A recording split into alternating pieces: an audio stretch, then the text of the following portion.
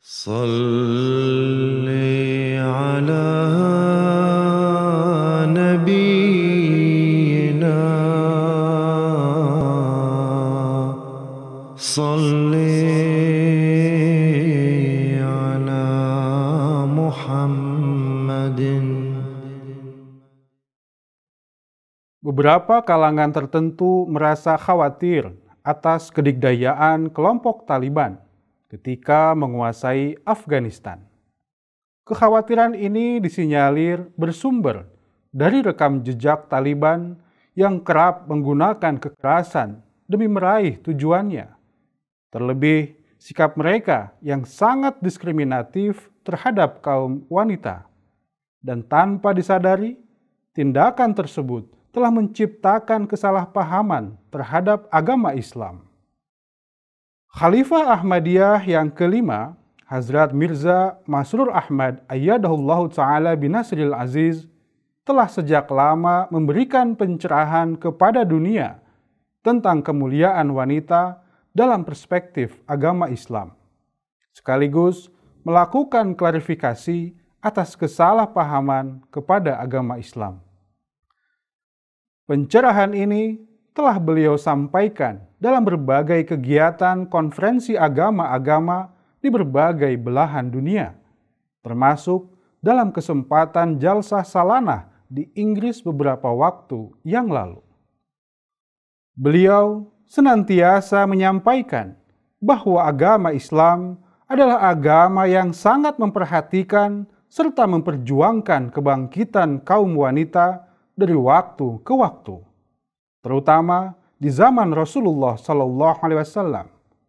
Mengingat pada saat itu wanita dinilai dan diperlakukan sangat rendah oleh masyarakat Arab.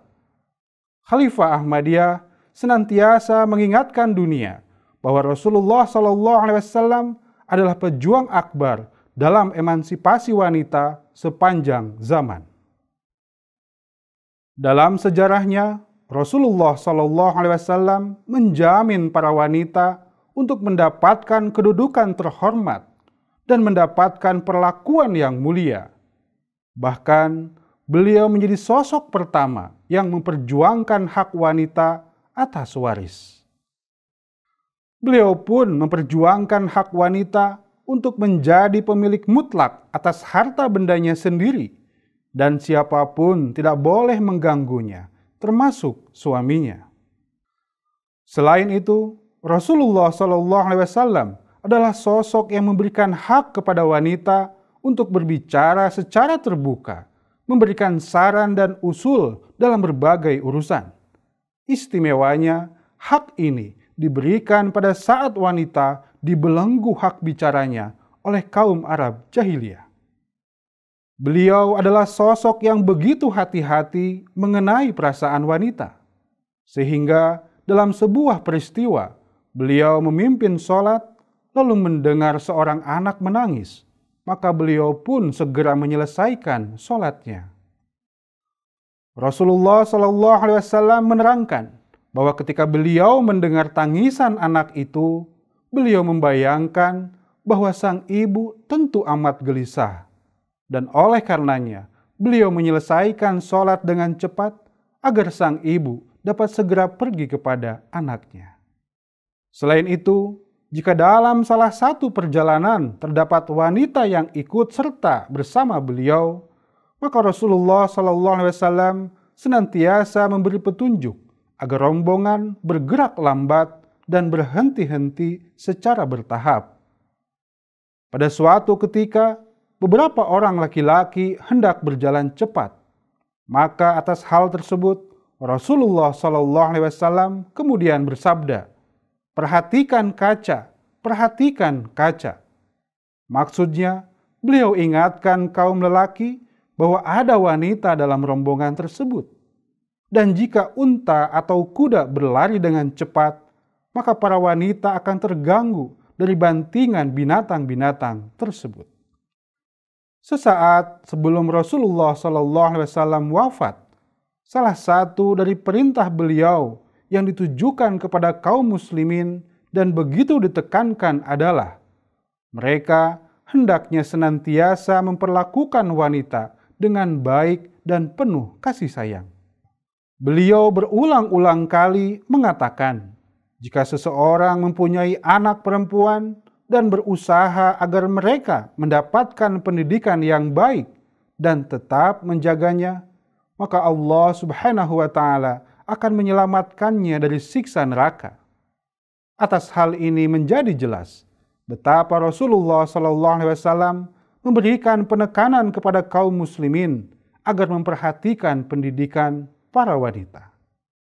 Ketegasan Rasulullah SAW terkait kemuliaan wanita adalah melalui sebuah ucapannya yang monumental, di mana beliau bersabda, surga berada di bawah telapak kaki ibu. Sabda ini menjadi sebuah isyarat bahwa kehormatan dan kemuliaan dunia serta akhirat berada dalam peran wanita.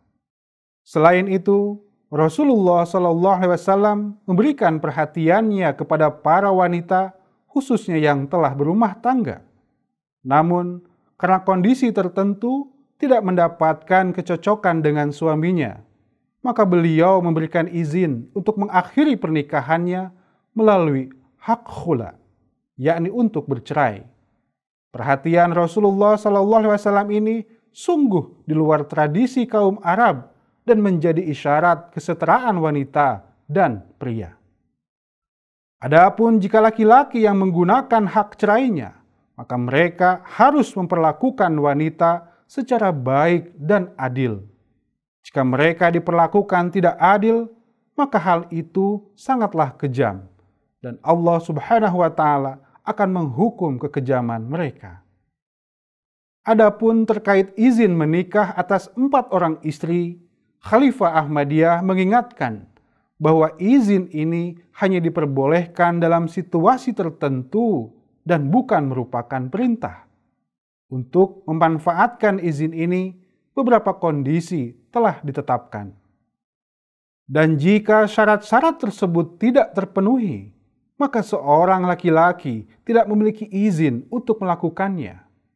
Adapun ketika seorang laki-laki melakukan pernikahan lebih dari 1 kali, maka keadilan dalam memperlakukan istri menjadi hal yang sangat penting dan wajib dilakukan. Inilah beberapa gambaran tentang peran agama Islam dalam memuliakan para wanita dan menempatkannya setara dengan laki-laki. Betapa Rasulullah SAW menjadi suri tauladan yang mulia bagi dunia. Adapun mereka yang bertindak bertentangan dengan ajaran Rasulullah SAW, maka sejatinya mereka tidak memiliki ikatan dengan Rasulullah SAW.